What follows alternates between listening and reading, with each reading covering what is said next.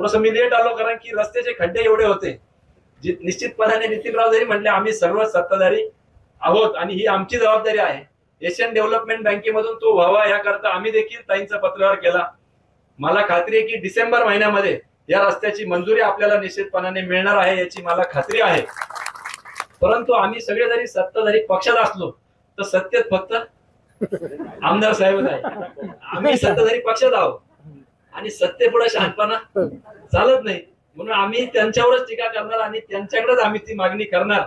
कारण की आपण बघितलं आमदार साहेब हा काय राजकारणाचा विषय नाही, परंतु अनेक लोक 400-500हून अधिक लोक आपल्या या नगर मनमाड हायवेवर जीव गमावला. या रस्त्यावर देखील अनगिनत रस्ते, अनेक युवक पोहेगावचे त्या ठिकाणी युथ फॉर काहीतरी मी फोरम बघितलं, त्यांनी देखील त्याच्याकरता पुढाकार घेतला, एक चळवळ उभी केली. त्यामुळं गांभीर्याने आपल्याला या लक्ष द्यावं लागेल या विषयाकडे. रस्ते असतील, विजेचा देखील मोठ्या प्रमाणात खेळखंडोबा अजूनही चालू आहे. ऐन सणासुदीच्या काळामध्ये विजेचा त्या ठिकाणी लपंडाव चालू होता, त्याच्याकरता देखील आपण प्रयत्नशील राहायला पाहिजे. काकडी ग्रामस्थान इथं आहे, एअरपोर्ट वरून अनेकदा आपण त्या वीज जोडीसाठी त्या ठिकाणी प्रयत्न केला, त्यांचा विजेचा प्रश्न आहे. काकडीचे ग्रामस्थांचा एअरपोर्टचा मोठा प्रश्न आहे. त्यामध्ये 250-300 कर्मचारी त्या ठिकाणी आहे. तालुक्यात मात्र किती असतील? 40-50. कुठे गेला कानी फार बोल ना, किती आहे? 50 आहे. आणि बाकीचे किती असतील? आता इकडून तू तिकडे गेला, तिकडून तरी करून घ्यायचं ते काय ना. आपल्याला काही देव कोणता असू गुण आल्याशी मतलब ना. पण 200-400 कर्मचारी त्या ठिकाणी घेतले गेले आणि 40-50 आपल्या गावातले आहे. टॅक्सीवाल्यांची वेगळी व्यथा आहे आणि असे अनेक प्रश्न आहे. आमचे खालकर भाऊसाहेब इथं बसलेले आहे. 2-3 वर्षापूर्वी लहान मुलीची स्पर्धा घेतली होती त्यांनी या खड्ड्यांवर. नंतर पेपरला बातमी आली 10 कोटी मंजूर झाले खड्डे बुजवायला. अजून काही त्याचं मात्र पुन्हा एखादी स्पर्धा घ्या किंवा तिकडे वृक्ष लागवड करा तुम्ही. आता भाकरी केल्या, भाकरी भाजवली का? भाकरी भाजून झाली त्यांची रस्त्यावर. आम्ही 2-4 जण होतो. तुमची हॉटलाईन ना आमदार साहेबांना, तुम्ही तरी आमदार साहेबाला म्हणलं होतं काहीतरी करून. आणि आमदार साहेब तुमच्याकडून होत नसेल तर तुमच्या नेतृत्वात तरी इथं आंदोलन घ्या. आम्ही सगळे त्या आंदोलनामध्ये सहभागी होतो. सगळे पक्षीय आंदोलन आपण त्या ठिकाणी करू, परंतु प्रश्न मिटला पाहिजे. अनेकदा तो प्रश्न राजकारणापुरती होतो, तिकडून इकडे टोलवायचं. लोक म्हणतील सगळे सत्ताधारी ना, तर तुम्ही कसं काय नाही करत. पण मी परत सांगतो, सत्ताधारी पक्षात आहोत, सत्तेत फक्त. त्याच्यामुळे त्यांची जास्त जबाबदारी आहे. तरी आपल्या परीने नितीनराव आवताडे साहेबांनी त्या ठिकाणी एकनाथ भाईंना सांगितलं, आम्ही देखील त्या ठिकाणी मुख्यमंत्री महोदयांना पत्र दिलेलं आहे. आता ज्यांच्याकडे अर्थ खाता आहे असे अजितदादा आहे, त्याच्यामुळे त्यांनी त्यांना लवकरात लवकर निधी दिला म्हणजे बरोबर आपल्या रस्त्याचं काम त्या ठिकाणी पूर्णत्वास जाईल. फार काय मी बोलणार नाही. आज आपल्या केलं कोणी तर टॅक्स लावणार कोणी केलं तरी फ्लेक्स आमदार साहेब लावा, पण आम्ही लावू वाटलं तर पण करा. हा तुम्ही केलाय ना, पण करा. कुणी करा. कारण की काय आमदार साहेब आज सुद्धा या ठिकाणी जरी हसून दाद दिली, टाळ्यांनी दाद दिली, म्हणजे हे सगळे समर्थनार्थ आहे. आपला रस्ता महत्वाचा आहे. झगडे फाटा ते तळेगाव दिघे हा जवळजवळ 17 किलोमीटरचा रस्ता आहे आणि या रस्त्याला पहिल्या टप्प्यामध्ये 10 कोटी आपण राज्य शासनाच्या बजेटमधून मंजूर केलेले होते. त्या 10 कोटीमधून जवळकेपर्यंत पहिल्या टप्प्यात काम झालं. तर 8.5 किलोमीटरचं ते काम झालं. त्याच्यातले 2 किलोमीटर अतिशय खराब झालं आणि तो 2 किलोमीटर एकदा नाही, दोनदा नाही, तर 3दा जे कॉन्ट्रॅक्टर होते त्यांच्या माध्यमातून रिपेअर करण्याचं काम झालं. परंतु आपल्या सर्वांना कल्पना आहे, तळेगाव दिघे आणि हा झगडे फाटाचा मार्ग हा शिर्डीला बाह्य मार्ग म्हणून त्याचा वापर मोठ्या प्रमाणामध्ये कंटेनर असेल, मोठे मोठे जे काही ट्रक्स, त्याची वाहतूक या रस्त्याने चालली असते.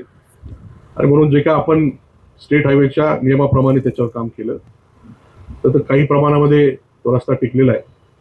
परंतु काही ठिकाणी बेस नसल्यामुळे त्याला मोठ्या प्रमाणामध्ये खड्डे पडलेले, तोही विषय आहे.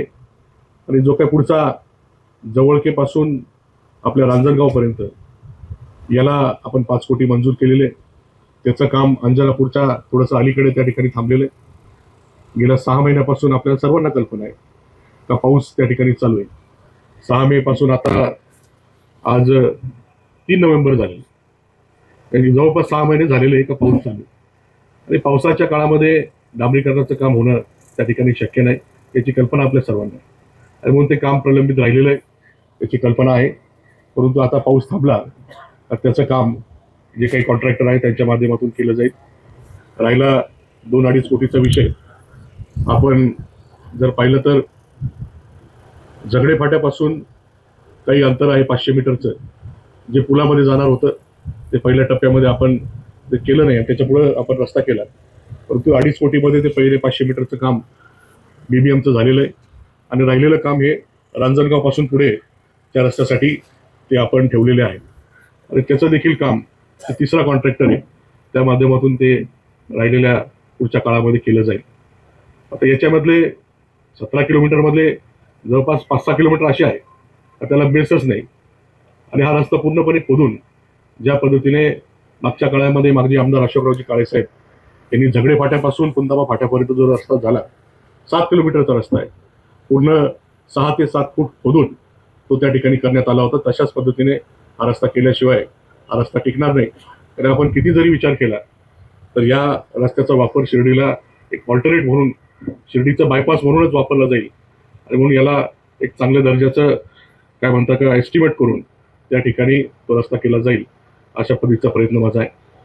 मी गेल्या 1.5 वर्षापासून या वेगळ्या योजनेमध्ये हा रस्ता प्रस्तावित करण्याचा प्रयत्न करतो. 1.5 वर्षापासून SRचं एस्टिमेट आपलं आहे, जी खराब पॅच आहे त्या खराब पॅचसाठी एक 20 कोटीचं एस्टिमेट आपण केलेलं होतं. ते जवळपास 5 जे किलोमीटर आपल्याला सांगितले तर त्याला 20 कोटीचं एस्टिमेट आपण केलेलं होतं. त्याला आपल्या शासनाकडे मंजुरीला पाठवलेलं आहे, त्याला मंजुरी अद्याप मिळालेली नाही. त्याचबरोबर आपलं रेग्युलर बजेट जे होत आहे, मार्च असेल किंवा पुरवणी बजेट जुलैचं असेल, डिसेंबरचं असेल, ते गेल्या वर्षभरामध्ये जेवढे बजेट झाले त्या प्रत्येक बजेटमध्ये याला निधी मिळावा अशी मागणी त्या ठिकाणी केली. पण बजेटच गेल्या वर्षभरापासून मिळत नाही, त्याच्यामुळं रेग्युलर बजेटमध्ये हे काम होत नाही. दुसरा विषय, आता कुंभमेळ्याचे कामं मोठ्या प्रमाणामध्ये चालू आहे, त्याच्यामध्ये देखील हा रस्ता सुचवलेला आहे. तर त्याचाही प्रस्ताव आपले विभागीय आयुक्त यांच्या कार्यालयाकडे गेलेला आहे. CRF मध्ये सुद्धा गडकरी साहेबांना भेटून हा रस्ता कसा करता येईल, याच्यासाठी निधी कसा देता येईल अशी मागणी त्या ठिकाणी केलेली. आणि राहिला विषय, आता या ठिकाणी नितीनराव जावतोडे साहेब म्हटले का ADB मध्ये आपण प्रस्ताव दिलेला आहे. आणि विवेक भैया म्हटले, फडणवीस साहेबांना आपण पत्र त्या ठिकाणी दिलेलं आहे. आता रस्ता कोणी जरी केला फ्लेक्स लागणारच आहे. आणि फ्लेक्स म्हणजे रस्ता मंजूर आता डिसेंबरमध्ये होणारच आहे, कारण की आता HAM 3 आलेला आहे. HAM 3च्या माध्यमातून आपला हा रस्ता आहे झगडे फाटा ते तळेगाव दिघे, तसंच आपला साईबाबा कॉर्नर ते वैजापूरचा रस्ता आहे, आणि आपल्या रेल्वे स्टेशनच्या आजूबाजूचा रस्ता आहे, किंवा आपल्या शिंगणापूरच्या चौकीपासून संवत्सर गावाकडे जाणारा एक महत्त्वाचा रस्ता आहे की त्याला फार मोठ्या प्रमाणामध्ये वाहतूक आहे. हे रस्ते असतील किंवा कोळपेवाडी आणि कोपरगावला जोडणारा MDR 85 आणि MDR 8 असे जवळपास 54 किलोमीटर का 55 किलोमीटरचे रस्ते हे HAM मध्ये सुचवलेले आहे. आणि आता 3 पक्षाचं सरकार आहे, 5,000 किलोमीटर करायचे, 7.5 करायचे का 10,000 किलोमीटर करायचे, एवढ्यावर गाडी अडकलेली आहे. आता BJPची यादी त्यांच्या आमदारांची तयार झालेली आहे, शिवसेनेची यादी त्या आमदारांची तयार झालेली आहे, राष्ट्रवादीची यादी येत्या 2-3 दिवसामध्ये त्या ठिकाणी होणार आहे. आणि म्हणून आपले हे 55 किलोमीटरचे रस्ते कॉन्क्रीटचे, साधे सुधे नाही, कॉन्क्रीटचे त्या ठिकाणी करण्याचा माझा प्रयत्न जो अजितदादांकडे चालू आहे, याला नक्कीच यश मिळणार आहे. काम मीच करणार आहे, तुम्ही चिंता करू नका. मी कामाचा माणूस आहे, मी काही भाषणं करण्यामध्ये त्या ठिकाणी हे मानत नाही, मी काम करण्यामध्ये त्या ठिकाणी लक्ष देतो.